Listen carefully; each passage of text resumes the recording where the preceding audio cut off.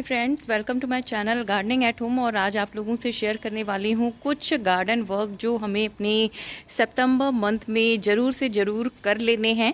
और बिल्कुल अगर हमें अपना विंटर गार्डन खूबसूरत चाहिए ना, तो ये वर्क बहुत ही ज़रूरी है। और अगर देखा जाए तो हमारे पेरेनियल प्लांट के लिए भी बहुत ही ज़रूरी है। अगर आपको अपने पेरेनियल प्लांट जैसे हमारे हिबिस्कस हो गए और भी सारे प्लांट्स हो गए, उन सबसे अच्छी ब्लूमिंग चाहिए, तो ये काम आपके लिए बहुत ही ज़रूरी है। तो चलिए देखते हैं कौन कौन से गार्डन वर्क आपको अभी सितंबर मंथ में ज़रूर से ज़रूर करना है।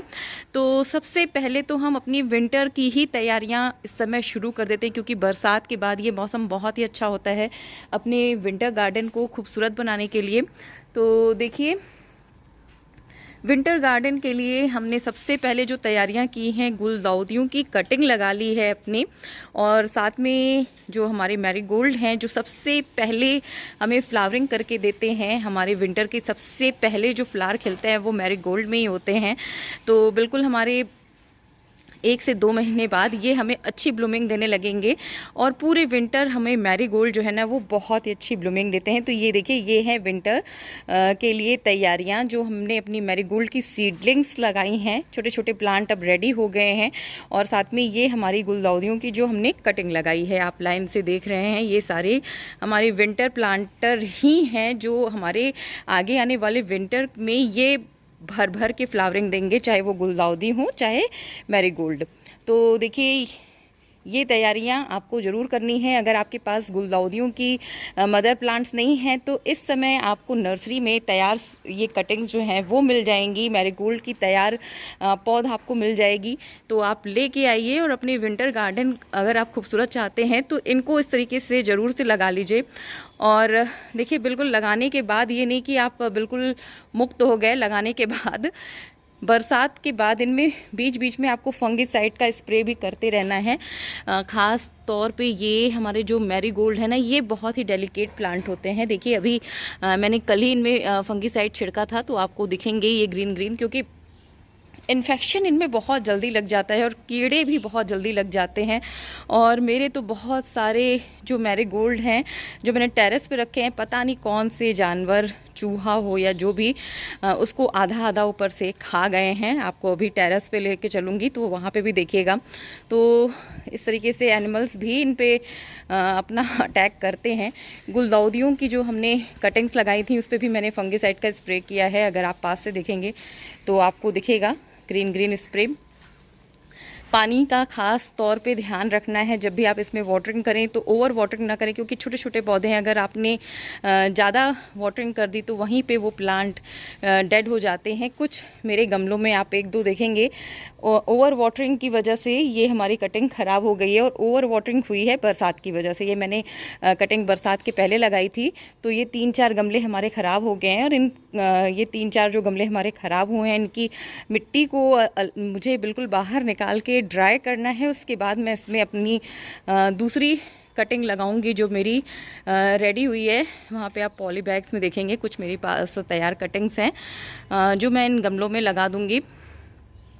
तो इस तरीके से ये तो हो गई हमारी विंटर्स की तैयारी में कटिंग और प्लांट जो आपको लगाना है। इसके साथ ही आपको सीडलिंग की भी तैयारी करनी है, और आफ्टर 15 सितंबर आप अपने बिल्कुल जो भी विंटर प्लांट्स की सीडलिंग करते हैं घर में, वो आप आराम से कर सकते हैं। तो सीड्स वगैरह आप बिल्कुल मंगा कर रख लीजिए, जो भी आपको सीड परचेज़ करने हैं, जो भी प्लांट लगाने हैं। अगर आपको नॉलेज नहीं है तो मेरे चैनल पे अभी मैंने जल्द ही बिल्कुल लिस्ट भी शेयर की हुई है कि आप कौन कौन से विंटर प्लांट की सीडलिंग्स कर सकते हैं, विंटर सीड्स बाय कर सकते हैं। कहाँ से बाय करना है वो भी आपको लिंक मिल जाएगा डिस्क्रिप्शन में, तो आप वहाँ जाके आप देख सकते हैं बिल्कुल, और सीड्स जो हैं वो बाय कर सकते हैं। तो ये हो गया हमारा तैयारी विंटर्स की। इसके बाद जो हमें काम करना है वो है देखिए, गुड़ाई। अपने अगर आप पेरेनियल प्लांट में अच्छी फ्लावरिंग चाहते हैं, तो बरसात की वजह से मिट्टी बहुत ही ज़्यादा जम जाती है, तो उनको अच्छे से गुड़ाई करिए। और गुड़ाई करने के साथ साथ उनकी आप सॉफ्ट प्रूनिंग भी कर सकते हैं। अगर आप हार्ड प्रूनिंग अपने बरसात में करना चाहें तो उसमें हार्ड प्रूनिंग कर सकते हैं। अगर बिल्कुल आपको उसमें से फ्लावरिंग चाहिए तो आप उसको सॉफ्ट प्रूनिंग कर सकते हैं।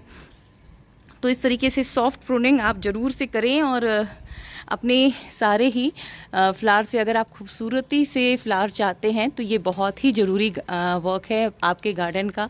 सॉफ्ट प्रूनिंग करें और देखते रहें, जहाँ भी डैमेज लीव्स वगैरह हैं उन सबको आप हटाते रहें।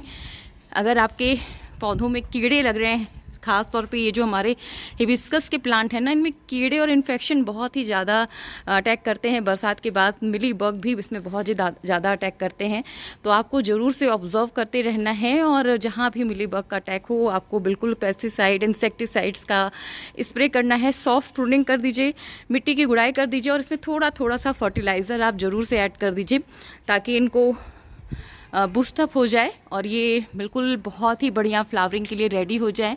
आप देखेंगे तो बर्ड जो हैं वो अनगिनत इस समय हमारे हिबिस्कस में निकल रहे हैं और मॉर्निंग के टाइम में बहुत ही प्यारे इसमें फ्लावर खिलते हैं। अभी तो इवनिंग है और मॉर्निंग में सारे ही फ्लावर ले लिए जाते हैं, एक दो छोड़ के। तो इस तरीके से आपको हिबिस्कस को भी तैयार करना है, साथ ही रोजेस को भी आपको अच्छे से तैयार करना है। तो आपके जो भी रोजेज़ हैं उनकी भी आपको प्रूनिंग करनी है। अगर आपको विंटर्स में अच्छे से फ्लावरिंग चाहिए ना, तो प्रूनिंग करनी है। ख़ास तौर पे अक्टूबर में होता है इनकी प्रूनिंग। अगर आप हार्ड प्रूनिंग करना चाहते हैं तो अक्टूबर में होता है। अभी आप इनके सकर्स वगैरह देख लीजिए, अगर सकर्स वगैरह निकल रहा है तो उनको आपको बिल्कुल निकाल देना है। आप पीछे देखेंगे कुछ रोजेज़ में मेरे सकर जो हैं वो निकल आए हैं, जिनको मुझे ये गमले बाहर निकाल के इनको थोड़ा सा कटआउट करना है। क्योंकि हमारे जो बरसात है ना, बरसात में इतनी तेज़ी से जंगली पौधे, जंगली सकर्स ये सब डेवलप हो जाते हैं और बरसात के बाद ये सब काम बहुत ही ज़रूरी है, आपको ये सब देखना है। और इसके साथ अपने सारे जो भी आपके तैयार सीडलिंग हो, जैसे कि आप ये देख रहे हैं हमारे ये गुल मेहंदी कितनी खूबसूरत से ये डेवलप हो गए हैं सेल्फ सीडलिंग से। तो इन पे भी फंगिसाइड वगैरह का आप स्प्रे कर दीजिए, नहीं तो कीड़े जो हैं वो अटैक कर सकते हैं लीव्स पे। और जो आपकी मदर प्लांट पे भी आप एनपीके का स्प्रे कर दीजिए, फंगिसाइड का स्प्रे कर दीजिए, क्योंकि आपको इस पे से और भी कटिंग्स लेनी है। तो बिल्कुल कीड़े अटैक कर देते हैं आपके गुलदाउदियों पे भी, तो इन पे भी फंगिसाइड और पेस्टिसाइड का बिल्कुल स्प्रे जो है ज़रूर से ज़रूर करिए। और इनकी कटिंग्स जो हैं आप सितंबर में भी लगा सकते हैं, अभी भी मौसम है, और बिल्कुल आप इनकी कटिंग्स जो है ले लेके फटाफट से लगाइए। ये भी बहुत ही इंपॉर्टेंट है। बिल्कुल आपके जितने भी मदर प्लांट है ना, उनकी आप प्रूनिंग करिए और प्रूनिंग के साथ जितनी भी कटिंग निकल रही है उसको फटाफट से लगा लीजिए, ताकि आपका विंटर में बहुत ही सारे प्लांट आपके गुलदाउदियों के रेडी हो जाएं। इसके बाद मोस्ट इम्पॉर्टेंट वर्क आता है हमारे अडेनियम्स पे। अगर आपने अडेनियम्स लगा रखे हैं तो देखिए बरसात के बाद इनमें रूट रॉट की प्रॉब्लम हो जाती है, इनके कॉर्डेक्स गलने लगते हैं। तो आपको सारे कॉर्डेक्स आपको चेक करने हैं। जहाँ तक हो आप कुछ दिन तक इसमें पानी ना डालिए, क्योंकि बरसात की वजह से बहुत ज़्यादा नीचे तक ये पानी सोख लिए रहते हैं। तो देखिए अभी भी मैंने इसमें पानी नहीं डाला है और आज मैं इसमें पानी डालूंगी। फंगिसाइड का मैंने स्प्रे कर दिया है आफ्टर रेन। बिल्कुल बरसात के बाद इसमें फंगिसाइड का स्प्रे कर दीजिए। इनकी मिट्टी में गुड़ाई करके आप थोड़ा सा फर्टिलाइज़र भी ऐड कर सकते हैं, बोन मील हो या फिर आपका फंगिसाइड। और ये देखिए ये है हमारे गेंदे जो मैंने लगा रखे थे और सारे चूहों ने खा लिए हैं। अपर साइड से कुछ लीव्स बचे हैं और इधर के साइड तो बचे हुए हैं। अभी आप देख रहे हैं मेरी मिट्टी कितनी ज़्यादा ड्राई हो गई है, और वजह यह है कि कल पानी मैं नहीं डाल पाई थी और आज मैं वाटरिंग कर रही हूँ। पाइप आप देख रहे हैं लगा हुआ है क्यारी में, तो ये बहुत ही ज़रूरी है। देखिए बिल्कुल कितने ज़्यादा हमारे मैरीगोल्ड जो हैं वो चूहों ने खा लिए हैं और नीचे नीचे लीव्स हैं। देखिए आई होप कि वो डेवलप हो जाए। तो सारे ही प्लांट में मैंने फंगिसाइड डाल दिया है, चाहे वो रोजेज़ हों या कोई भी पेरेनियल प्लांट। तो ये सब वर्क जो है बहुत ही इंपॉर्टेंट है हमारे सितंबर मंथ के लिए, और आप भी इन्हें ज़रूर करें।